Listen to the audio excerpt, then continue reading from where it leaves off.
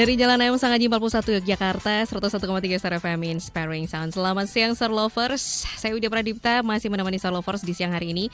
Berlanjut ya sesuai dengan janji Widya yang tadi udah Widya sounding terus dari jam 12 bahwa jam 2 ini Widya kedatangan tamu spesial karena kita ada di program Bincang Parlemen ya Star Lovers bersama dengan DPRD Daerah Istimewa Yogyakarta. Dan Star Lovers sudah ada tamu spesial Widya nih sekarang. Kalau Star Lovers juga memantau via live streaming kita pasti udah nggak asing ya dengan wajah ibu ini karena udah familiar mungkin apalagi bagi warga Bantul. Kasihan. Terus mana lagi Bu? Sanden, Serandaan dan Pandak ini 8 Kapanewon. Nah, 8 Kapanewon ini pasti udah nggak asing banget ya. Please welcome Ibu Andriana Wulandari atau Ibu Ndari biasanya dipanggil ya Ibu. Dipanggilnya Mbak Ndari aja. Oh Mbak Ndari. Saya manggil Mbak. Iya. Waduh, nggak apa-apa ini Bu. Nggak apa-apa. Biar tambah akrab. Berasa kayak kakak adik ya. Iya. Kan saya masih muda. Masih muda ya Bu ya. Ada Mbak Ndari di sini, Ketua Komisi B DPRD Daerah Istimewa Yogyakarta, Star Lovers. Silahkan yang pengen bergabung bersama dengan kita, keseruan kita hari ini bisa di line WA kita di 0818621013 atau Instagram kita @starjogja_fm ya Star Lovers. Karena tema kita ini sepertinya kalau orang sekelebatan membaca itu agak berat, tapi sebenarnya enggak ya Bu ya. Enggak ya Bu? Ya, dibilang berat juga tidak, dibilang tidak juga berat. Ya cukup lah. Bagaimana memaksimalkan potensi pendapatan asli daerah atau PAD untuk kesejahteraan masyarakat daerah istimewa Yogyakarta. Karena DIY juga punya sejumlah potensi untuk itu ya Bu betul. ya. Ada banyak sumber yang bisa dijadikan pendapatan asli daerah atau PAD. Nah, bagaimana akhirnya nanti keberadaan PAD ini bisa dimaksimalkan untuk bisa mensejahterakan masyarakat banyak Bu? Nah, ini pertanyaan banyak orang nih, apalagi warga DIY gitu ya. Nah, bagaimana pula nih DPRD DIY nanti ya melihat potensi PAD ini di wilayah kita ini ya, dan bagaimana pula kontribusi PAD untuk peningkatan kesejahteraan masyarakat. Sebelum kita jauh melangkah ya Bu Ndari ya. Mbak Ndari, aku dari tadi bilangnya Bu terus ya. Mbak Ndari, kakak harusnya nih. Ada banyak sumber nih, tapi mungkin Star Lovers belum paham terkait dengan sumber PAD ini ya Mbak Ndari ya. Sebenarnya apa saja sumber utama PAD di daerah istimewa Yogyakarta saat ini? Ya, terima kasih Mbak Wida. Halo Star Lovers Jogja. Iya, Star betul. Lovers Jogja ya. Enggak cuma Jogja Bu. Karena kita Jogja. Streaming bisa ditonton di mana aja bahkan di dunia. Luar biasa, bahkan di dunia. Ya Star Loversnya. Nah, terima kasih pada siang ini berbahagia bisa bertemu dengan Mbak Widya dan Star Lovers dimanapun berada kan gitu. Karena di Komisi B itu adalah bicara masalah Komisi Keuangan dan Perekonomian, pasti bagian dari istilahnya kalau orang Jawa bilang Komisi B itu tukang golek ke duit Pemda kan itu. Iya. Bagaimana pendapatan asli daerah ini bisa kita dorong agar menjadi lebih banyak kan di situ nanti pada intinya di situ. Nah, di daerah istimewa Yogyakarta sendiri ini sumber dari utama dari PAD itu yang paling besar adalah dari pajak daerah, Mbak. Jadi ada pajak daerah, ada restribusi daerah. Terus ada hasil pengelolaan kekayaan daerah yang dipisahkan dan juga hasil pengelolaan kekayaan daerah yang dipisahkan, bahkan ada juga lain-lain pendapatan asli daerah yang sah. Kalau pajak daerah itu seperti ada pajak kendaraan bermotor, terus ada bea balik nama kendaraan bermotor, pajak hotel dan restoran. Itu menempati ranking pertama Mbak. Hampir kalau di DIY ini dari pemerintah daerah ini PAD-nya kita hampir 80% bersumber dari pajak daerah kan itu. Selanjutnya juga ada restribusi daerah, dan yang kalau hasil pengelolaan kekayaan daerah yang dipisahkan itu dari BUMD yang kita miliki Mbak. Itu juga. Dan ketika bicara masalah yang lain-lain pendapatan asli yang sah, misalnya ada pendapatan, ada bunga bank, ada denda dan ada jasa giro. Itu Mbak, dari ada empat sumber utama PAD daerah istimewa Jogja yang kalau kita bicara hari ini kita bicara PAD-nya DIY. Artinya masyarakat ini memiliki peran juga gitu. Wah, ya. Pasti peran sangat besar karena itu tadi ya besar. sumber utamanya sumber itu ada di utamanya, pajak gitu ya. Betul, Nah ini bagaimana nanti sejauh mana kontribusi dari PAD ini sendiri terhadap total anggaran pembangunan yang ada di daerah istimewa Yogyakarta nih? Jadi kalau kita bicara PAD kita itu sebagian besar itu. Kalau kita bicara hari ini kita memang turun Mbak. Dari dulu yang 2024 itu kan sekitar 6, sekian triliun. Ya. Nah, kalau hari ini kita turun 5, sekian triliun kan gitu. Nah, ini kalau separohnya, hampir separohnya itu untuk gaji pegawai kan gitu. Yang separohnya adalah untuk pembangunan pemerintah daerah dari Smart Yogyakarta dan program kegiatan untuk kemasyarakatan. Sehingga kontribusi dari PAD terhadap APBD yang PAD kita kecil Mbak, sehingga karena kita hanya punya 4 kabupaten 1 kota. Betul. Sehingga PAD kita kecil, sekitar 15-25% lah dari total anggaran. Sehingga sebagian besar memang pembiayaan masih bergantung kita itu dari dana transfer.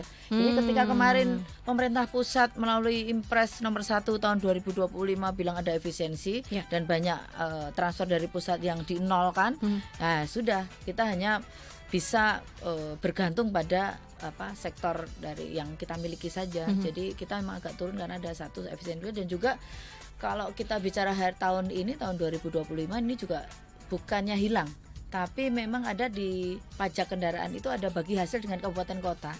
Jadi 60-40. Jadi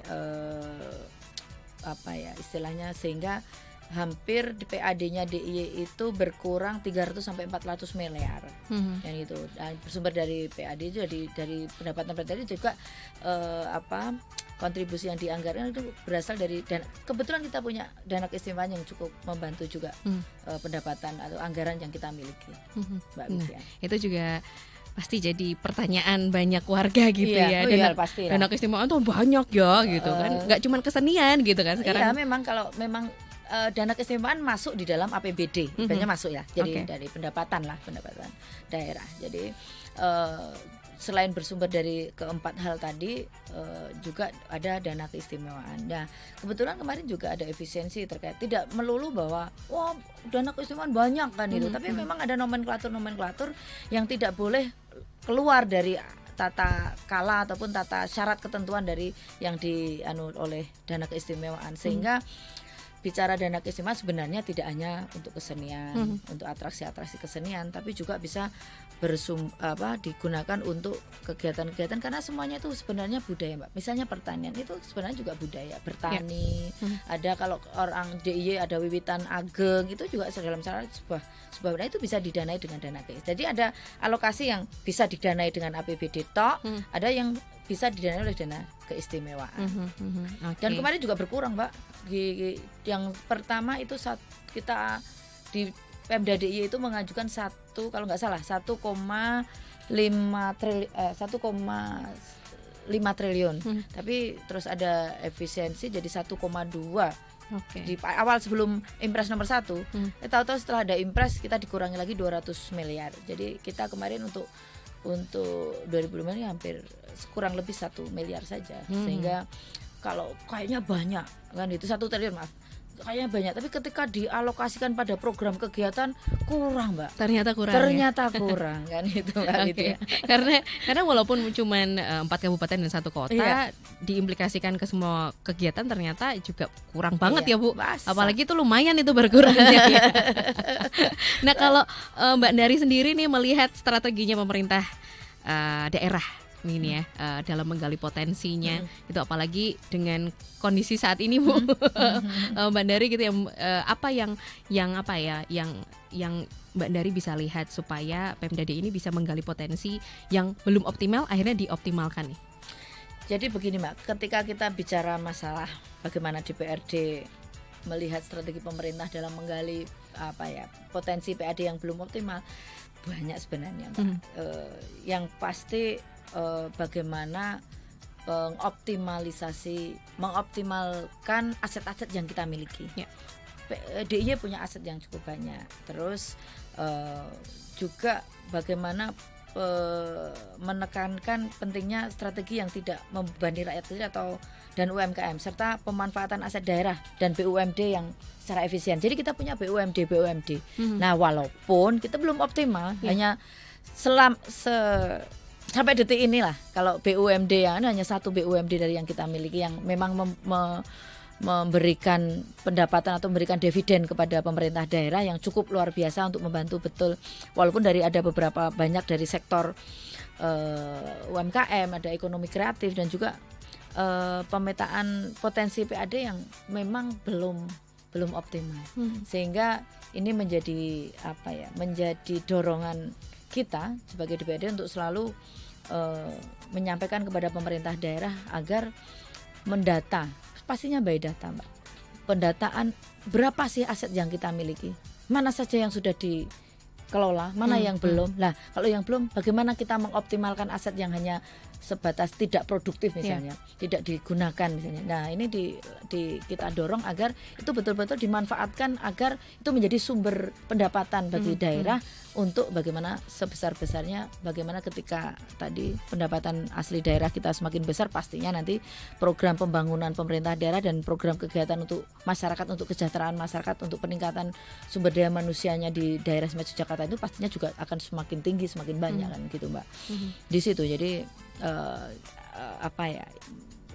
harus memang pemerintah daerah harus betul-betul fokus mengarah betul by data terukur bagaimana pemerintah daerah dengan kita dorong untuk menggali potensi-potensi yang ada di daerah Istimewa Yogyakarta.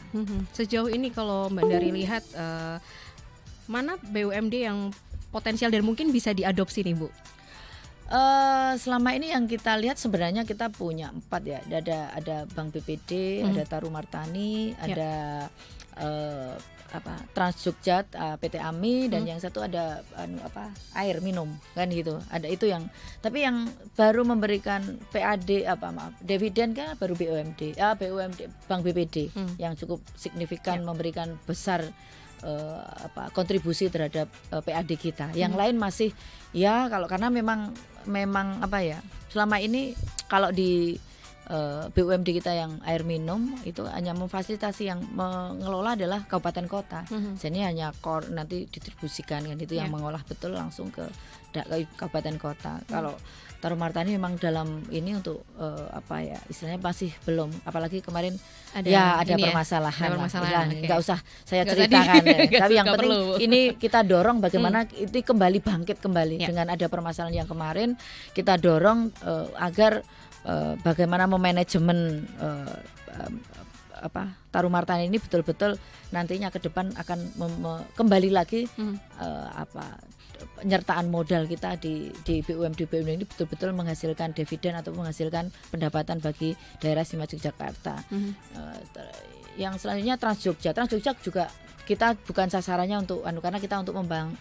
Salah satunya sebenarnya tujuan adanya Trans Jogja salah satunya untuk mengurangi kemacetan. Tapi kita dorong, ternyata kita lihat juga ternyata masyarakat juga belum punya niatan untuk naik kendaraan publik lah, kendaraan yang sebenarnya ini kita fasilitasi juga. Kemarin sudah kita punya bis 2 yang listrik juga,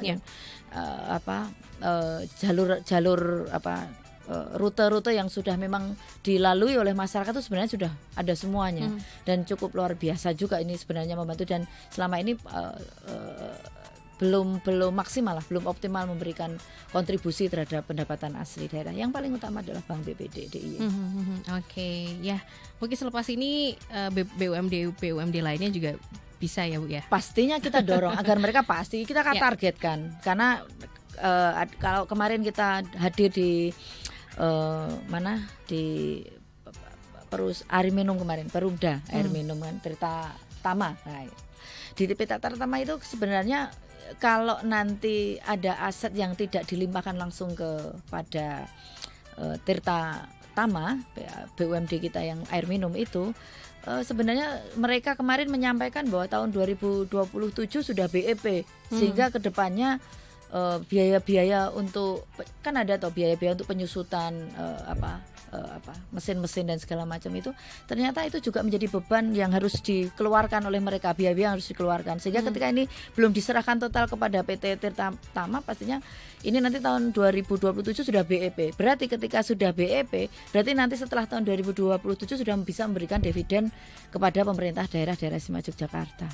Nah, kita pastinya dorong dengan strategi agar mereka bisa secepatnya dengan inovasi kreativitas agar pengelolaan BUMD yang kita miliki itu betul-betul nanti memberikan kontribusi PAD yang cukup besar untuk pemerintah daerah Istimewa Yogyakarta.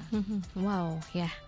Ya kita dorong terus ya Bu ya. Iya, selalu harus kita karena ini di kemitraan kami kan. Iya betul. Di kemitraan kami, sehingga ini betul-betul menjadi controlling kami, pengawasan kami dan evaluasi kami, dan juga selalu kita panggil untuk bagaimana kita ajak bicara mana sih yang harus kita support agar mereka bisa berjalan dengan baik secara manajemen juga, secara sumber daya manusia dan secara bagaimana manajemen BUMD-nya, sehingga nanti kedepannya kita pastikan mereka harus wajib hukumnya untuk memberikan kontribusi kepada pendapatan kepada pemerintah daerah. Oke, itu tadi ya.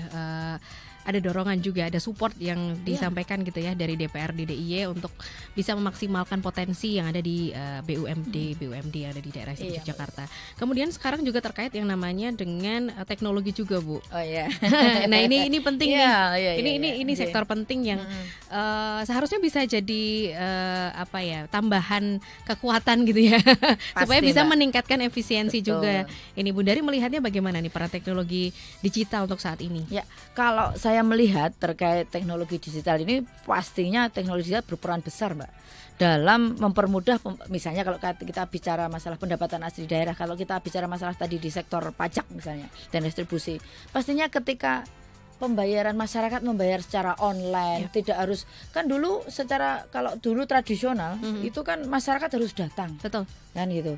Nah, dengan adanya teknologi digitalisasi sekarang di rumah, bahkan di tempat kerja, kan dulu sebelum pulang kerja kami nggak bisa membayar pajak Pak Bu, karena apa? Kami bekerja sampai Sabtu, hari Minggu libur, jadi kami nggak sempat membayar pajak. Nah, dalam rangka mengoptimalkan pendapatan asli daerah, maka kita dorong misalnya dari sektor pajak ini menggunakan teknologi digital sehingga pembayaran pajak dan distribusi bisa secara online melalui digital teknologi. Dan juga ketika bicara teknologi juga salah satunya bagaimana meningkatkan transparansi dan akuntabilitas semuanya lah. Jadi ketika itu transparan, pastinya ini akan ada mana sih yang masih harus diperbaiki atau mana sih yang bolong kok ini harusnya masuk menjadi pendapatan daerah kok tidak masuk. Nah, itu pasti ketika ada transparansi dan melalui teknologi digital ini pasti kita akan lebih bisa melihat dengan tepat lah ibaratnya gitu. Dan juga tadi untuk mengurangi dengan menggunakan teknologi digital hari ini minimal bisa mengurangi kebocoran pendapatan Mbak, kan bisa transparan kan, bisa langsung atau dengan kita melihat juga dengan database, kita bisa dengan teknologi digital ini kita bisa mendorong semua lini bisa meningkatkan database-nya untuk untuk bisa terintegrasi antara satu pihak dengan pihak yang lain, sehingga ini sangat kita cukup besar Mbak teknologi digital ini, karena suka tidak suka kita harus mulai teknologi hari ini. Kalau enggak pastinya akan ketinggalan zaman. Pasti ketinggalan ya. Oke, itu tadi dari beberapa sektor yang bisa sekiranya mendukung, mengoptimalkan dan juga efisiensi ya Bu ya. Gitu ya dengan berbagai sangat menjembat, sangat membantu. sangat sekali membantu. Nah, kita akan jeda dulu nih Star Lovers ya. Jadi nanti kita akan masuk juga terkait dengan bagaimana dampak langsung yang bisa kita rasakan sebagai masyarakat gitu ya dengan adanya peningkatan PAD ini dan memaksimalkan potensi dari PAD ini nanti ya Mbak Dari ya. Selepas yang ini silahkan yang pengen bergabung atau punya pertanyaan atau curhat dikit boleh ya Mbak Dari ya, colongan dikit boleh di 0812862113 atau di Instagram kita @starjogjafm. Kita akan segera kembali. Star Lovers, Anda masih bersama kami dalam Bincang Parlemen bersama Ketua Komisi B DPRD DIY, Ibu Andriana Wulandari, atau sapa akrabnya adalah Mbak Dari ya Star Lovers ya. Jadi terima kasih juga untuk Star Lovers yang sudah bergabung di line WA kita 0818621013 atau Instagram kita @starjogjafm. Ini sudah ada beberapa yang masuk nih Mbak Dari, tapi sebelum ke situ terkait dengan kesejahteraan masyarakat tadi, karena ini juga pasti jadi semacam harapan juga tentu saja ya. Bagaimana akhirnya dampaknya ini ya, karena warga kan tetap aja dampak apa yang sudah atau bisa kita rasakan nih sebagai warga masyarakat DIY terkait dengan peningkatan PAD ini, karena kita juga punya peran tadi bayar pajak nih Mbak Dari. Jadi kalau kita bicara masalah dampak dari PAD ini tadi saya sampaikan bahwa sebagian besar itu separuhnya sendiri untuk gaji pegawai, sebagian besar adalah untuk pembangunan pemerintah daerah dan program kegiatan untuk kemasyarakatan. Jadi dampak dari PAD yang semakin besar, maka pembangunan pemerintah daerah dan program kegiatan yang dirasakan oleh masyarakat itu akan semakin besar. Sehingga misalnya contoh, ketika bicara pajak tadi, kontribusi pendapatan dari pajak kendaraan bermotor misalnya, berarti kan di situ di dalam Perda yang kita miliki itu kan bicara masalah minimal 20% untuk pembangunan jalan. Berarti kan apa yang menjadi dampak ke masyarakat, pasti jalan-jalan menjadi halus. Kalau lampu-lampu penerangan jalan juga menjadi terang, jalan-jalan yang gelap menjadi terang, itu juga. Nah, kalau bicara di yang lain, ketika bicara dari pendapatan yang lain yang dirasakan dampak terhadap masyarakat, juga bisa kita bicara masalah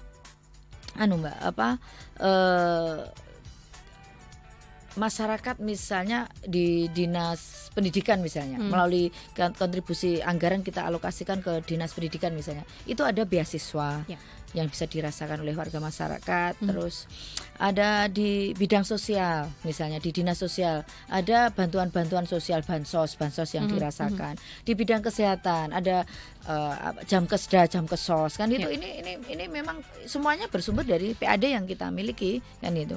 Dan juga ketika kita bicara menyasar para pelaku UMKM yang ada di daerah Istimewa Yogyakarta, mereka mempunyai fasilitas, mereka bisa mengurus perizinan dari nomor NIB sampai PIRT, sertifikasi halal, merek dagang dan segala macam itu digratiskan. Kan itu kita alokasikan yang berdampak betul pada para penggiat. Maaf, saya senang menggunakan kata penggiat usaha kan, UMKM, penggiat UMKM. Dan juga banyak sekali yang dampak dirasakan langsung oleh masyarakat. Pastinya di situ. Kalau itu ketika bicara dampak menjadi kesejahteraan masyarakat, dan banyak sekali pelatihan-pelatihan. Terus ada pemberdayaan bagi masyarakat. Kalau yang secara pribadi ada bantuan untuk pemasangan listrik, ada beasiswa, ada rumah tidak layak huni, itu dibangunkan oleh pemerintah. Dan kita juga, kalau tadi saya lupa, untuk penggiat UMKM, kalau sudah masuk di namanya, kita juga buatkan aplikasi namanya Sibakul. Nah, para pelaku penggiat UMKM, akhirnya ketika mereka mengirim barangnya, ongkirnya gratis. Ini kan menjadi dampak-dampak yang memang dirasakan oleh warga masyarakat dari bersumber dari pendapatan asli daerah kita.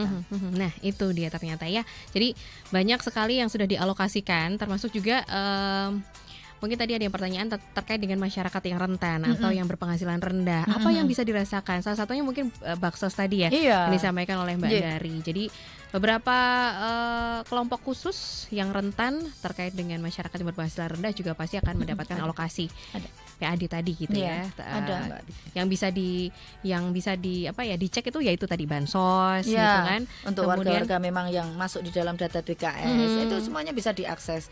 Mungkin karena masyarakat itu sebenarnya melalui birokrasi ya, sebenarnya sampai ke dukuh, ke RT, dari kelurahan, dari pemerintah daerah dari Yogyakarta ke kabupaten kota, terus ke Kapanewon, ke kelurahan, bahkan sampai ke, dan itu sudah tersinergi. Dan di dinas sosial juga ada misalnya ini contoh. Misalnya ada masyarakat, kadang data itu sampai hari ini menjadi PR kita bersama. Data itu sudah kita kirimkan, juga akhirnya kembali, karena yang mengolah memang pusat ya Mbak. Data misalnya kalau DTKS ya. Contoh ini misalnya contoh kasus DTKS.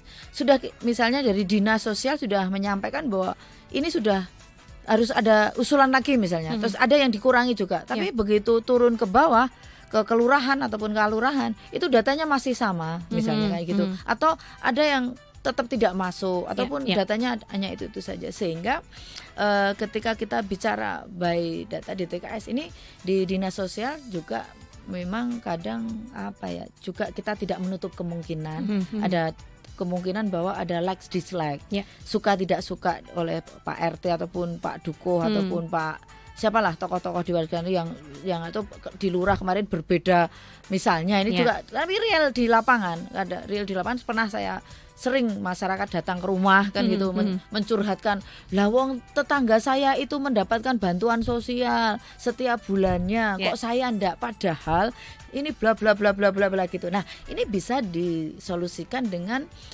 bagaimana ke Dinas Sosial Daerah Istimewa Yogyakarta, bisa ke sana ataupun melalui teman-teman anggota dewan, ataupun ke teman-teman apanya semuanya untuk ini loh, ada saya misalnya atau tetangga saya ataupun saudara saya ataupun tetangga saya kan gitu. Ini sebenarnya berhak mendapatkan bantuan sosial, tapi tidak masuk di daftar, tidak pernah mendapatkan bantuan. Nanti akan dicekkan, biar dicekkan oleh Dinas Sosial Daerah Istimewa Yogyakarta, Dinsos. Nah, sehingga nanti apakah itu layak mendapatkan bantuan masuk dalam daftar, itu kita akan bantu. Kalau dulu sebelum ada aplikasi itu kan kita hanya dilewati, hanya sebatas dilapori, karena dari kabupaten Dinsos kabupaten langsung ke pusat datanya, kita hanya dilewati hanya sebatas itu. Tapi hari ini kita bisa minimal membantu ngecek. Ada beberapa masyarakat langsung yang rentan dan tadi berpenghasilan rendah tadi, yang memang sebenarnya berhak untuk mendapatkan bantuan, tapi ternyata terselip misalnya, gitu. Bisa monggo nanti kita bantu untuk menjembatani, untuk menanyakan apakah benar-benar berhak atau enggak. Ya, oke. Ini permasalahan yang tiap tahun pasti selalu muncul, selalu muncul. Ya. Dan mungkin juga di DPRD sudah banyak aduan terkait ini, gitu ya, tentang update, tentang layak atau tidak, gitu ya, betul. Data itu. Jadi nanti bisa dibantu juga, bisa langsung datang ke Dinas Sosial sebenarnya untuk melaporkan ini, atau kalau mungkin masih saya butuh support nih, boleh ke DPRD boleh. Kontak saya boleh. Oke. Siap tuh ya, sudah diajukan tuh, silahkan boleh dikontak Mbak Dari gitu ya. Nah, tadi terkait dengan data sudah, kemudian transparansinya ini Mbak Dari, karena ini menjadi sangat krusial dan sangat sensitif terkait transparansi dan juga akuntabilitas karena penggunaan PAD untuk kesejahteraan rakyat ini. Tentu saja sebagai rakyat juga kami bisa memonitor sebaiknya gitu ya, untuk bisa tahu ini pajakku tuh dipakai apa aja tuh sebenarnya gitu. Jadi pastinya fungsi saya, fungsi kami di DPRD DIY, di DPRD lah. Fungsinya kan ada 3. Yang pertama adalah bagaimana membuat regulasi, payung hukum bagi masyarakat melalui per bidang lah. Kalau pertanian ya untuk payung hukum para petani, kalau UMKM ya para penggiat UMKM. Yang kedua adalah budgeting, penganggaran. Pastinya tadi bagaimana kita meningkatkan, mengoptimalkan pendapatan asli daerah kita dari berbagai sumber dan meningkatkan potensi-potensi yang ada di tempat kita. Akhirnya nanti untuk mengoptimalkan PAD. Setelah itu yang ketiga, controlling. Kan gitu. Pastinya dari pajak yang sudah dibayarkan oleh masyarakat itulah sebenarnya realnya sebagai wakil rakyat, itulah tugas fungsi controlling terhadap uang rakyat yang sudah dikumpulkan di dalam pemerintah daerah Istimewa Yogyakarta, entah itu bersumber dari pajak atau revisi dan segala macam lah dari pendapatan lain. Nah, sak sen rong sen telung sen harus betul-betul dicermati apakah program pembangunan pemerintah daerah dan program yang diberikan kepada masyarakat itu betul-betul ujungnya adalah terukur cetha kan gitu, terukur cetha nggo sapa, untuk siapa, di mana, itu harus cetha. Dan yang paling utama adalah apakah program kegiatan pembangunan pemerintah daerah dan program kegiatan masyarakat itu betul-betul mensejahterakan masyarakat. Itu fungsi dewan yang paling utama di dalam controlling tadi. Entah itu melalui banggar, entah itu melalui komisional. Nah, atau secara kefungsian pastinya itu harus dilakukan oleh anggota dewan dalam rangka sebagai wakil rakyat, sebagai wakil masyarakat dalam rangka mengkontrol anggaran-anggaran ketika masyarakat membayar pajak, membayar semuanya, bahwa apa yang digunakan itu tidak hanya sebatas tulisan di atas kertas, tapi betul-betul terrealisasi dalam program kegiatan yang menyentuh dan terukur bagi masyarakat dan untuk kesejahteraan masyarakat. Pastinya di situ.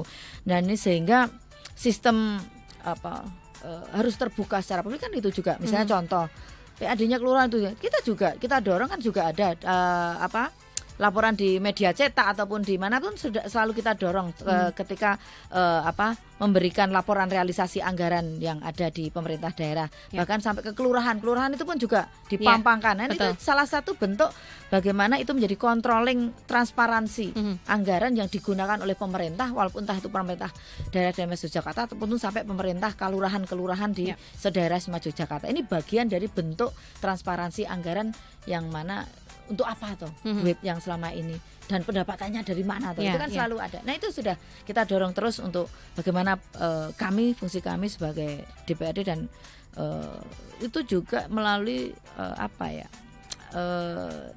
partisipasi masyarakat kan juga ada, tidak hanya kami di Dewan sebagai controlling, masyarakat bisa mengontrol juga melalui musrenbang. Dan ada musrenbangdus, musrenbangdes itu kan itu dalam rangka controlling. Oh ini ada anggaran sekian, kami mengusulkan ini anggarannya sekian, kebutuhannya masyarakat sekian. Nah nanti dikawal aja di dalam musrenbang itu kan ada mekanisme tersendiri yang melalui musrenbangdes, dan kami di DPRD bagaimana kami juga melalui controlling pengawasan melalui laporan-laporan yang selalu kalau kita bicara komisional di B ya kami 9 mitra, kalau di Banggar ya semua anggaran mau dialokasikan untuk apa itu pasti ada controlling di kami di dalam rapat-rapat. Oke. DPRD. Siap. Jadi kalau Star Lovers melihat beberapa tampilan gitu ya, mungkin di kelurahan lah yang paling dekat dengan kita ya. Di media cetak. Di media cetak juga ada. APBD nah itu bisa dicek langsung. Jadi itu nggak cuma sekedar ada di situ, tapi atau melalui sekarang teknologi digital. Sekarang berapa sih PAD kita, berapa yang untuk itu ada sebenarnya. Nah kita wajib tahu juga gitu ya Star Lovers ya, supaya nantinya juga paham. Oh ini pendapatannya. Oke. Kita ke pertanyaan dulu ya Mbak Dari ya. Terima kasih yang udah bergabung di Instagram kita @sarjogja_fm. Ada @danugi nih Mbak Dari terkait dengan BUMD. Ya memang tertarik ya karena tadi hanya satu tadi yang disampaikan yang sesuai dengan target. Nah apakah ada sanksi kalau tidak tutup target nih untuk BUMD yang ada di DIY tadi? Jadi masalah dibilang sanksi kok serem banget ya. Tapi pastinya kita selalu kita akan lihat karena penyertaan modal dan alokasinya dan tujuannya adalah berbeda-beda antara satu dengan yang satu. Kan kalau di Trans Jogja ini adalah untuk membantu, bukan untuk profit kan gitu.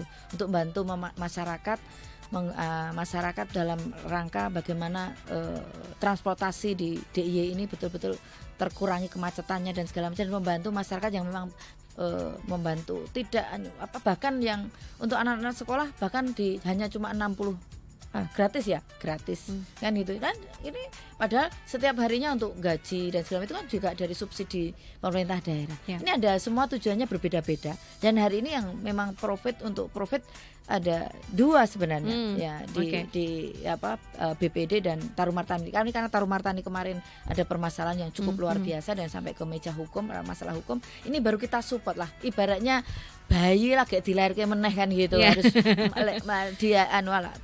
kita kawal terus dengan berbagai inovasi kreativitas agar betul-betul kembali berdiri sehat dalam manajemennya, sehingga nantinya ke depan dalam waktu ya pastinya ada target-target lah, progres itu ada target tahun ini sampai di mana kan, target sampai tahun berikutnya, jadi pastinya ada target sama tadi yang di Perumda Air Minum Tirta Tama misalnya, kita targetnya berapa sih, ada berapa, kapan, kalau memang ini ada strategi-strategi yang harus dilakukan ya pastinya semuanya butuh sinergi bersama antara pemerintah daerah, DPRD dan juga BUMD yang ada. Tapi selama ini memang yang kan tidak hanya bersumber dari BUMD, PAD kita, tapi kita akan selalu dorong optimalisasi dalam pendapatan asli daerah ini melalui BUMD yang kita miliki. Oke, pertanyaan tanggapan nih Mbak Dari ya, dari Pak Arief nih, itu apakah artinya dari Tarumartani ini sudah sesuai harapan untuk setor PAD-nya nih Mbak Dari? Belum lah, hari ini belum ya. Hari ini belum, tapi kita harap bukannya harapan, kita target pasti akan nanti ke depannya harus memberikan kontribusi terhadap PAD kita. Nah nanti di mana pasti selalu ada evaluasi, selalu kita panggil di mana butuh support di mana. Nah itu pastinya kan di dalam manajemen sumber daya manusianya ataupun di dalam pengelolaan unit-unit usahanya itu kan pasti akan kelihatan kan gitu. Oh ternyata ya pasti akan ada dinamika di dalamnya untuk bagaimana kan kadang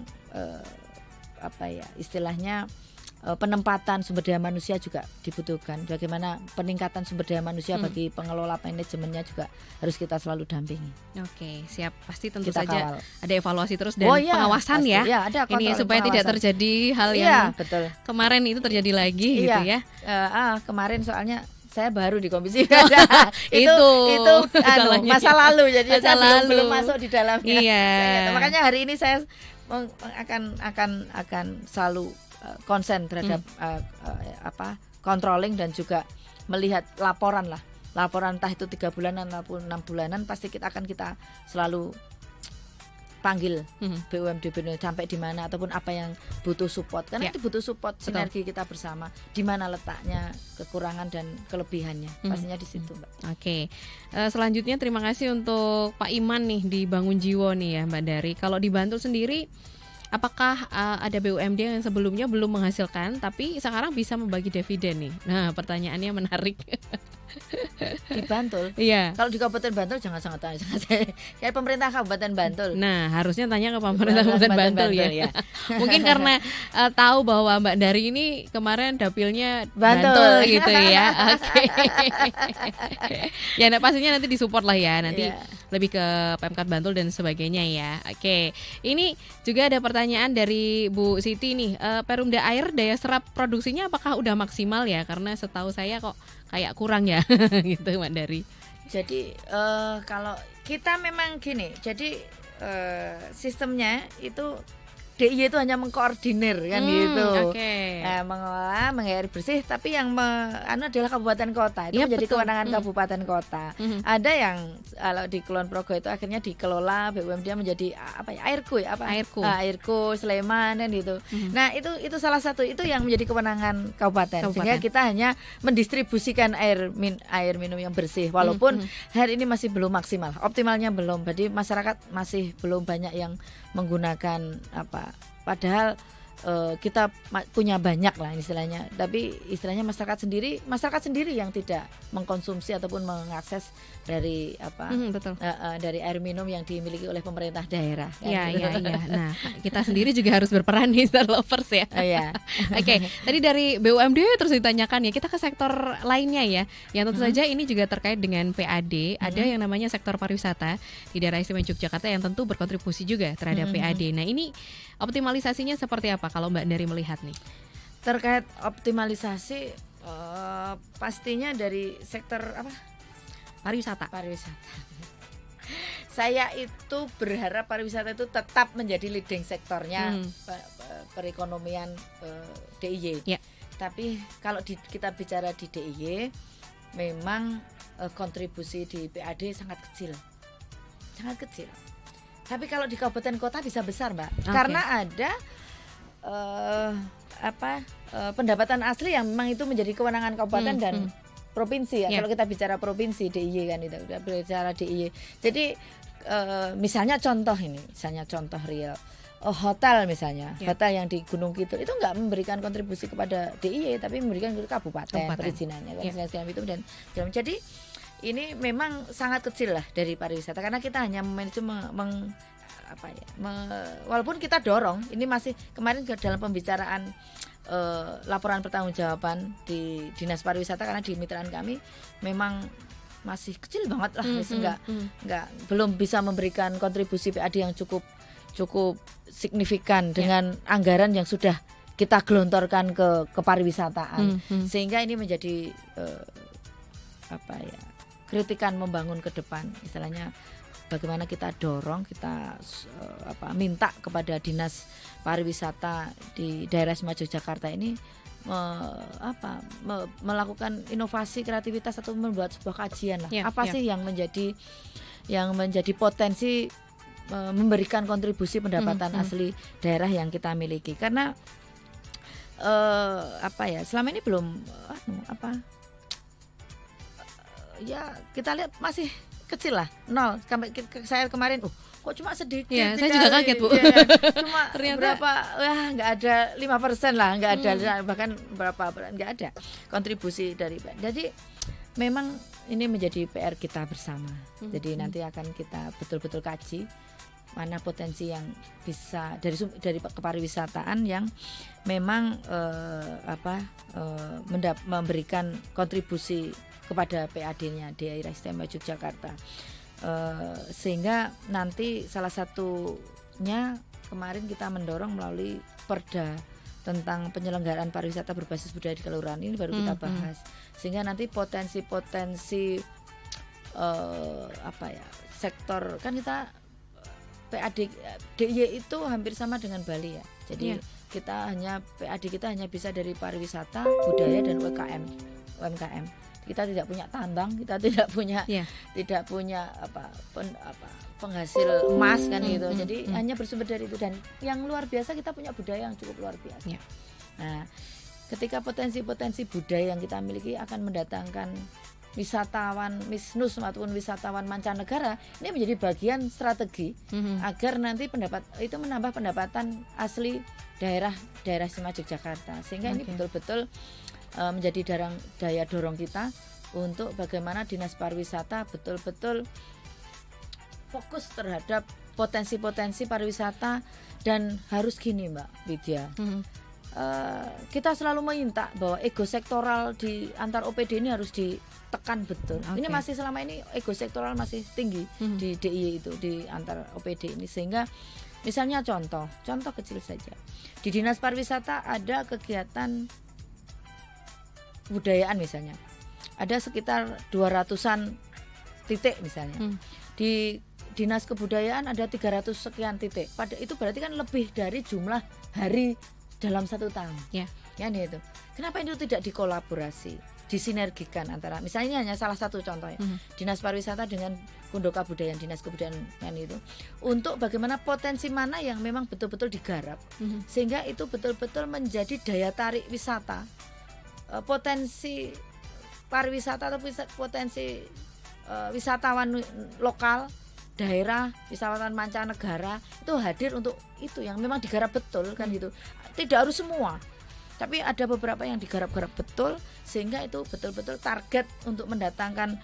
Kita kan kecil banget Mbak, wisatawan mancanegara yang hadir, yang dulu banyak sekali, yang kita sekarang kan kita melihat cukupan. Walaupun ini juga tidak hanya dirasakan oleh DIY, tapi semua daerah merasakan dengan adanya kondisi perekonomian yang tidak baik-baik saja hari ini. Nah, tapi pastinya kita sangat optimis, kita dorong kemarin, dan kita sudah sering kemarin kita komunikasikan dengan Dinas Pariwisata untuk bagaimana membuat kajian-kajian ataupun kegiatan-kegiatan agar sinergi antar OPD dari semua lintas yang memang betul-betul dikuatkan, potensi-potensi itu dikuatkan, pastinya ini akan mendatangkan mengoptimalkan PAD yang didapatkan oleh pemerintah daerah-daerah sifat Yogyakarta. Oke, siap. Jadi ada evaluasi, ada kajian-kajian yang nanti juga bisa mendorong apa ya strateginya gitu ya, supaya lebih matang lagi. Oke. Ada Pak Anwar juga yang sudah bergabung. Terima kasih. Dengan adanya tol ini, Mbak Dari, apakah ini juga bisa jadi peluang nih untuk menaikkan PAD? Kalau bapak-bapak ngomongnya tol ya. Ya tergantung dari nanti. Pak, ya harus pemerintah daerah memang kita dorong untuk bagaimana tadi melihat peluang apa di exit tolnya seperti apa. Ketika bicara exit tol, pastinya pemberdayaan masyarakat di sekitar situ pasti harus difokuskan agar masyarakat mendapatkan imbas dari adanya tol ini. Bicara masalah tol, jadi memanfaatkan tol yang cukup luar biasa ini memang harus dipilah mana sih yang menjadi potensi, dan ini memang kita mengharapkan agar pemerintah daerah, kemarin juga kita kunjungan sempat di exit tol di Sleman, itu ternyata juga potensi-potensi nanti yang apa sih yang bisa dikembangkan di exit tol yang kita miliki di DIY, sehingga itu betul-betul dirasakan oleh warga masyarakat di daerah istimewa Yogyakarta yang dilewati oleh tol yang sekarang kita baru dalam proses ini. Jadi tidak hanya dilewati ya, tapi nanti juga di situ kan kita ada exit tol ya. Itu potensi yang memang nanti bisa kita olah, kita lakukan untuk pendampingan ataupun mensupport jadi exit tol itu yang memang untuk potensi-potensi pemberdayaan masyarakat dan peningkatan perekonomian bagi warga masyarakat di DIY. Oke. Ini terakhir nih Mbak Dari, karena ternyata masih banyak sebenarnya yang pengen dibahas ya. Iya Mbak. Masih banyak sektor ya. Banyak sektor yang belum dibahas juga. Mungkin ada himbauan ke Star Lovers nih terkait dengan mungkin bisa kepatuhan pajak, kemudian retribusi daerah juga di berbagai sektor. Ada juga UMKM nih, Mbak Dari, yang mungkin bisa disampaikan juga. Dan terkait peningkatan potensi PAD di daerah istimewa Yogyakarta.